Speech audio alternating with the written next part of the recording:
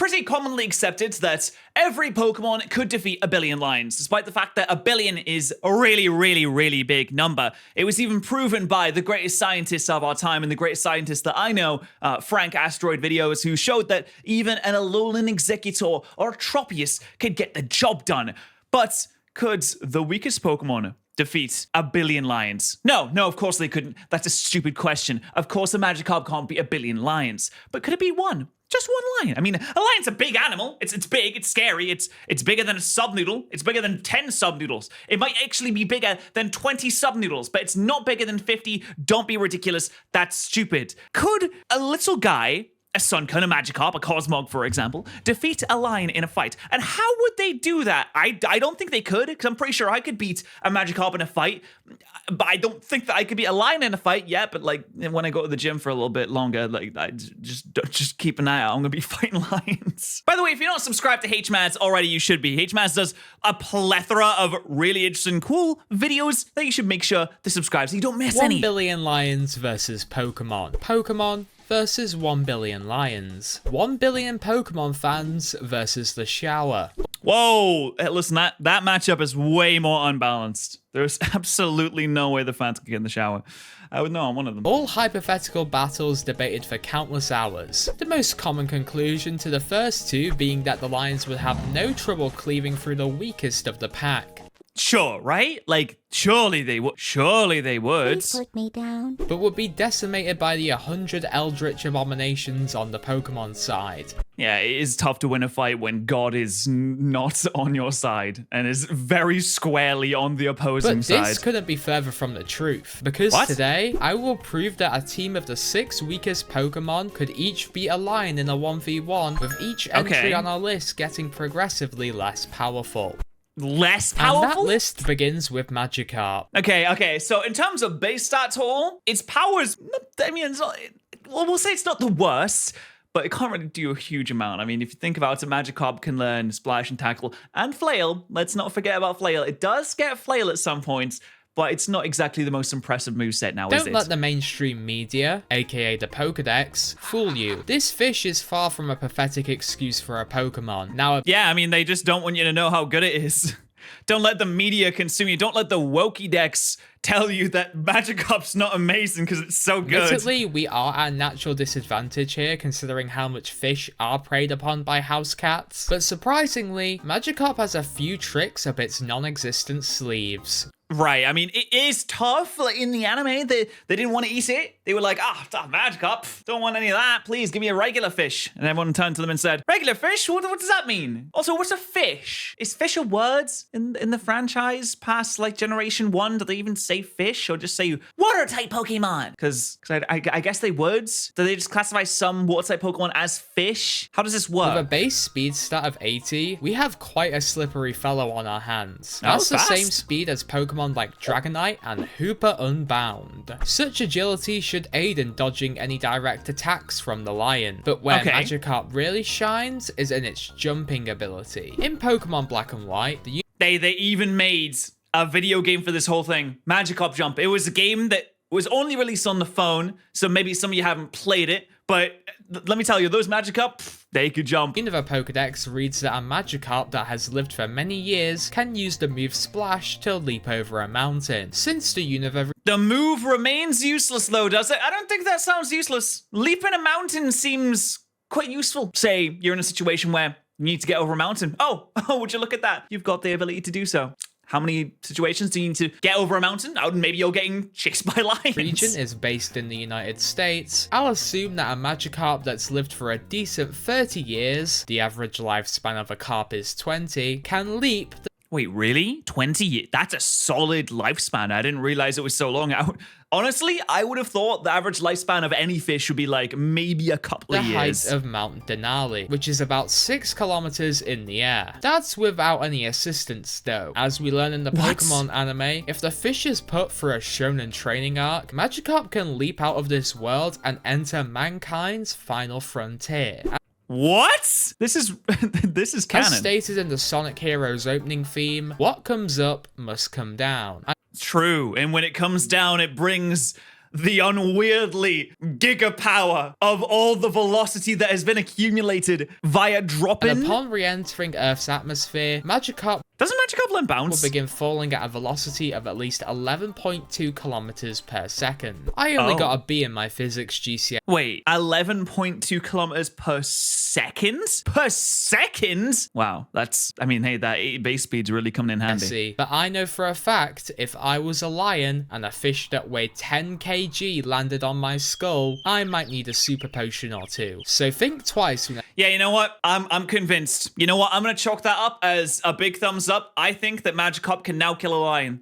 If it can get into space and something that's 10 kilograms coming from space, accumulating all that velocity until it really reaches terminal velocity and smacks the lion. Oh yeah, no, that lion's dead. Try insulting Magikarp, otherwise you might just find yourself the victim of an orbital strike. But what about a Pokemon that can't turn itself into a missile? Let's explore the odds of Sunkern winning against a feline fellow. All right, I mean, this is literally just a seed. I mean, what's it going to do? Absorb, maybe? It's going to get There's eaten. no sugarcoating it. This guy's stats suck all across the board. So much that they held the achievement of lowest stat total of any Pokemon for nearly 17 years. And that is impressive. Also, it has no legs or arms, which, I mean, that's tough. That's just tough in general. Unlike oh my god, he's killed Oak and replaced him. Sunkern has no natural way of getting round quickly. Plants aren't really known for their mobility unless you're playing like Cuphead or something. Luckily, nothing I said in that previous paragraph matters. Much thanks to Sunkern harnessing the power of the sun.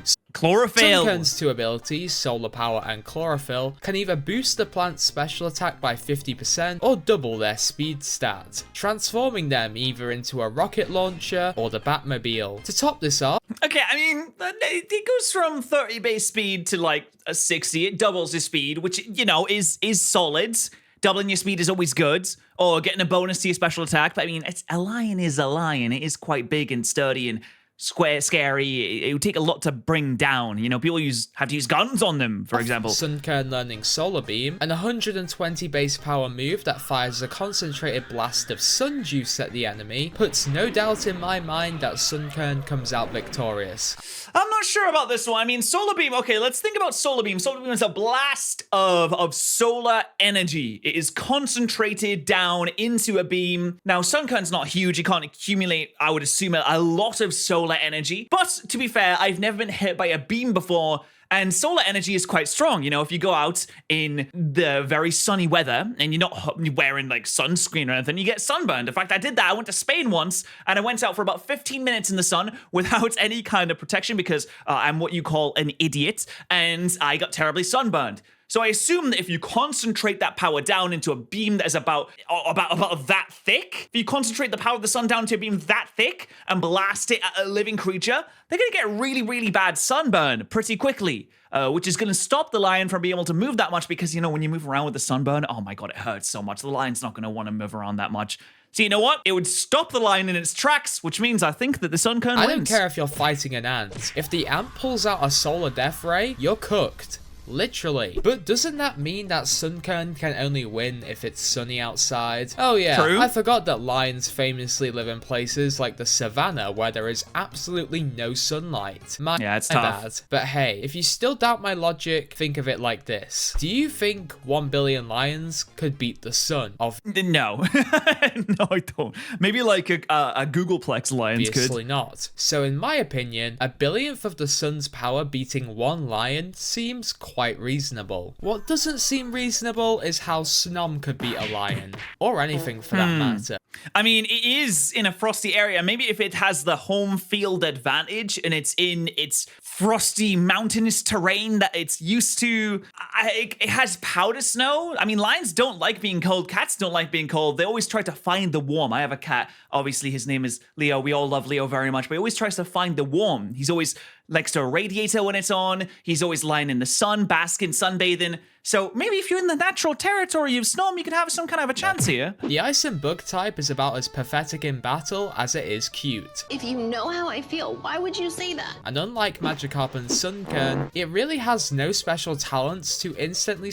I mean, an icicle spear could, in theory, pierce the skin, or you could set up a substitute as some kind of distraction and then hit it with the Icy Wind to slow it down, and then Icicle Spirit to get some... I don't know what the Snom is going to do here, to be honest. Fight. With no special abilities, no base stat larger than 45, and a move pool of only 12 attacks, this will be You're really not going to outpace a lion, though, are you? So the Snom's not going to be going first, is it? Task yet. In an effort to find an effective solution, I brushed up on my ancient Chinese literature. In The Art of War, Sun Tzu states that the most effective solution to getting a W on the battlefield is attacking areas that your opponent can't defend against.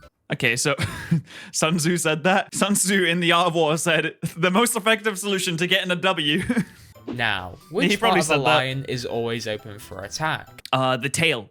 The rear end, the belly is the most fragile part. He always knows when you try to pet a cat, they defend their belly. They don't want you to unless they trust you very, very, very much and they're feeling very particularly magnanimous that day. They'll let you do a little pet on the belly. Leo does sometimes, but it's sometimes a trap where he's like, oh yeah, so you can pet my belly. Just kidding. I'm kicking you and I'm biting you and I'm scratching you now. I really enjoy doing that. Why does he always do that? I don't know. It's like, do you want me to pet your belly or not? And then sometimes I'll put my face in his belly and he's like, oh, that's okay. I just don't know what he wants sometimes. Correct. The ears. Oh, I just went on this whole rant about the belly. Could we? Oof. Yeah. Guess I just don't know cats as well as I thought I did. Ever seen a lion wear headphones? I don't think so. Like all felines, lions have extremely sensitive hearing, and loud noises are one of the most effective ways of warding one off. All Snom has to do is use Bug Buzz, a move that is listed under the sound category, and the lion should become incapacitated. Should, in theory, unless it just gets really angry and then pounces on you. Guys, this is...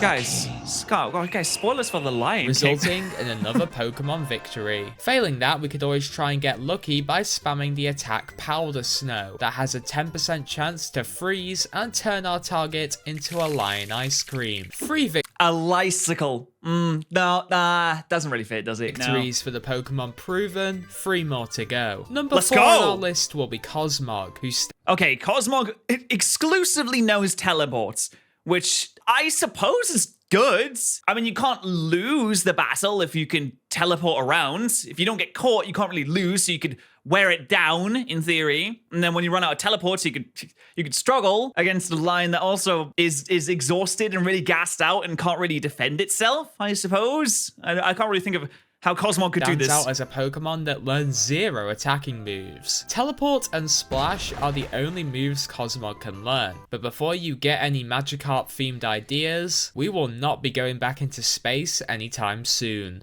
No, but Cosmog is like the space fella, you know? He's the wee little spaceman. These stats look like those of an astronaut. So, what can we do if we can't attack? Well, as luck would have it, Cosmog can win this battle by simply existing. By using its immense weight. Or is it just Cosmog that's really, really, really heavy for no reason? If you did spam through the dialogue of Pokemon Sun and Moon, you'll know that Cosmog can create Ultra Wormholes when placed under extreme stress. This is why Lucamine is so desperate to capture it. I don't know about you guys, but if I was dropped into a Roman Colosseum this very second to fight a lion, I'm probably going to be freaking the hell out. Especially if my Learn set carried nothing that did damage. The summoned Ultra Wormholes would of course contain Ultra Beasts, who are some of the most bizarre and powerful creatures in the Pokemon series. Yeah, I mean, if I'm being honest, I do think a Buzzwole could easily defeat a lion. A Sakataka could easily defeat a lion. I don't think a Poipole could defeat a lion. Blacephalon definitely could. And Nihilego is just... Nihiligo's just weird, If really. the lion did so much... Do you guys miss the Ultra Beasts? I just realized they haven't really been featured in anything since Sun and Moon. They kind of just tossed them away by the wayside. I kind of miss them a little bit. Those Ultra Beasts, so nice. Ultra Necross, my god, one of the best themes of all time. And they just tossed it away after the games. I mean, it's sad they're going to do the same thing for Terrapagos as well. You're never going to see Terrapagos again after Stellar Terra is gone. So sad, in a way. I mean, Terrapagos is such a cute mon. God. Well, at least we get Mega Evolutions back in it. Just look at Cosmog the wrong way. It would pretty much be spinning a roulette wheel as as to which alien abomination ends their life. You could be suplexed by Buzzwole, fried by Circuitry, or maybe Cosmog rolls the jackpot and summons Necrozma. Now that would be fun. Although, I was gonna say, Nebby evolves into Sigaleo or Lunala, which is then absorbed by Necrozma. Transform into a celestial being with strength that surpasses the god of Pokemon Arceus. So yeah, if you're ever feeling stressed or anxious, just know it can have its benefits. That is if you're a Cosmog, of course. I'm always summoning Ultra Wormholes when I'm stressed. It's always causing so much problems. I mean, your train gets delayed. Oh, sorry, causing Armageddon again. And now my train's cancelled because I've just called these disgusting, horrible creatures to the world, and now there's just all these things happening. I mean, you've probably heard the stories about, that's why the train system is so bad in the UK. I keep getting them cancelled. Sorry, guys. At least you can get your money back for the ticket. Fairness, I understand this is sort of an indirect victory for Cosmog, like when you turn on the character item in Smash Bros. But if it works, it works. To make things harder for our next entry, I'll tighten up the rules by banning them from receiving any additional help. It just so happens this clause is extremely relevant to Wishy-Washy.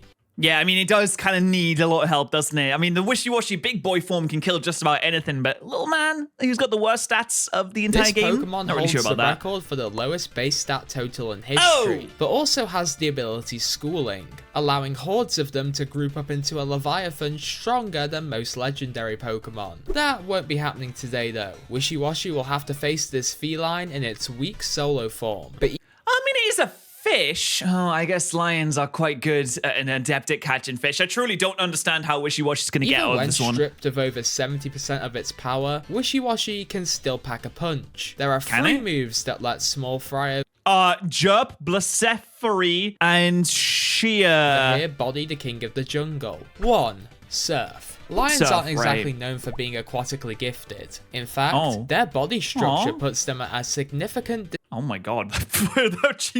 disadvantage in the water. So with that knowledge, have a look at this animation from Pokemon Battle Revolution and tell me how a lion is surviving that. I mean, could the Wishy-Washy truly accumulate that much water if there was just one of them? I don't know. Doesn't matter who summons it. At the end of the day, a tidal wave is still a tidal wave. 2. Earthquake. It may not look the part, Is it Tom Holland? but even in its baby form, Wishy-Washy has the ability to tear the ground. Oh my god. Wait, this is... Oh, I'm doing it again. I'm doing my thing again where I get distracted. This face on this character is the same face on the characters that I have in my Japanese learning app where I learn kanji. You see, Atsumeru, which it means together or collect, but it's not important. Look at the character in this, and then look at the character in the video. It's the same. It's not the same guy exactly, but it's the same art style. And every time, I've seen this in like multiple videos now. I don't know where they come from or where they go, but for some reason, whenever I see it, I just start thinking about Nihongo des. Open. It may not be as intense as a tremor from Groudon, but it should be enough to discombobulate a big cat or two, whether it's knocking it off balance, or the shaking earth being too loud for the lion's liking. Earthquake should be able to prevent them from landing any sort of attack. Number 3, I definitely agree that Earthquake would stop it from being able to do much. We're taking some inspiration from Snom here, but there's nothing wrong with sticking to ancient Chinese literature. While the method for stunning the lion will be the same, Wishy-Washy carries it out in a much more efficient way. This excellence is through the move Uproar being a much louder sound than Bug Buzz, as when used, the former prevents any Pokemon on the field from sleeping. So if a lion... I imagine most sound moves would stop them from sleeping. Oh, Boom Burst? I imagine Boom Burst would also stop them from sleeping, unless they're really, really deep sleepers. Doesn't want to be drowned, incapacitated, or suffer from insomnia, it will know not to pick a fight with Wishy-Washy. Unless it's quick and it manages to sneak up on it. Reached the end of our hypothetical and quite frankly bizarre adventure. On our way, we've dealt with low stats, limited abilities, and sometimes no combat ability at all. So then, who would be the objectively worst Pokemon to put up against a lion? Was that Goku? I swear I just saw Goku. The objectively worst Pokemon to put up against a lion is... I was gonna say another lion. Maybe a Pyro is a Litleo, because the Litleo will just look at the lion and think that it's his mother, and then the lion will eat it because lions are evil and nature is cruel and unjust. Two types of attacks in Pokemon, physical and special. And since there are no recorded reports of lions shooting lasers out their eyes, any attacks coming from them would be purely physical. With a base attack and defense of only 5, Happiny would likely struggle the most in a physical confrontation. Let's look at some clips of Happiny fighting, you know, for evidence. Okay. Yep, there's a beanie. Oh dear. Oh, nice. Oh my god. Wait, Happiny can launch humans? No, surely. What? What? Brev, yeah, what is happening? No. Happiny could probably take a lion. Happiny could take all of us? What do you mean? Oh my god. Thank you to H-Masters channel members. You should become a H-Masters channel member, and you should also subscribe to this channel if you have not already as well.